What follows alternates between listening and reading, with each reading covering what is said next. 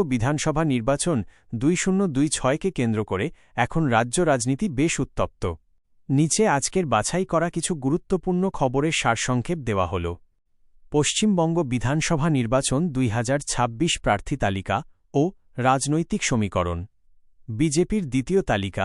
BJP তাদের প্রার্থী তালিকার দ্বিতীয় দফায় 112-111 জন প্রার্থীর নাম ঘোষণা করেছে। চমক হিসেবে উঠে এসেছে আরজি করের ঘটনায় নির্যাতিতার মায়ের নাম, যিনি পানিহাটি থেকে প্রার্থী হতে পারেন।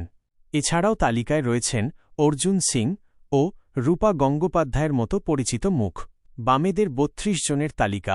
বামফ্রন্ট তাদের দ্বিতীয় দফার 32 জন প্রার্থীর নাম প্রকাশ ও টালিগঞ্জের মতো গুরুত্বপূর্ণ কেন্দ্রে নতুন ও তরুণ মুখের ওপর ভরসা রাখা হয়েছে। তৃণমূলের রণকৌশল।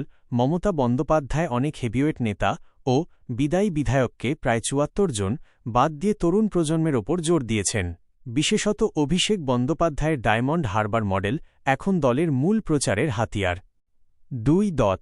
নির্বাচন কমিশন ও প্রশাসনিক রদবদল। অফিসার বদলি নিয়ে সংঘাত। নির্বাচন কমিশন রাজ্যে ব্যাপক হারে IAS এবং IPS অফিসারদের বদলি করছে প্রায় 60 জন। মুখ্যমন্ত্রী মমতা বন্দ্যোপাধ্যায় একে বিজেপিকে সুবিধা পাইয়ে দেওয়ার খেলা বলে সমালোচনা করেছেন এবং কমিশনের কাছে চিঠি পাঠিয়েছেন। SIR ভোটার তালিকা। আজ কলকাতা হাইকোর্টে সংশোধিত ভোটার তালিকা SIR নিয়ে একটি উচ্চ পর্যায়ের বৈঠক হওয়ার কথা রয়েছে, যা নিয়ে সব পক্ষই বেশ উদ্গ্রীব। 3. আবহাওয়া ও ঈদ 2026। বৃষ্টির পূর্বাভাস। আলিপুর আবহাওয়া দফতর জানিয়েছে, পশ্চিমী ঝঞ্ঝার কারণে উত্তর ভারতসহ বঙ্গে আগামী কয়েকদিন হালকা থেকে মাঝারি বৃষ্টি ও ঝোড়ো হাওয়া বইতে পারে। ঈদের সময় বৃষ্টির সম্ভাবনা থাকায় উৎসবের প্রস্তুতিতে কিছুটা বিঘ্ন ঘটতে পারে। 4. আন্তর্জাতিক ও অন্যান্য। পশ্চিম এশিয়া সংকট।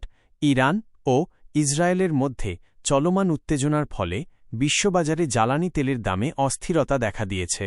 কলকাতায় এর প্রভাবে রান্নার গ্যাসের LPG সরবরাহ ও অটো ভাড়ায় টানাপোড়েন শুরু হয়েছে।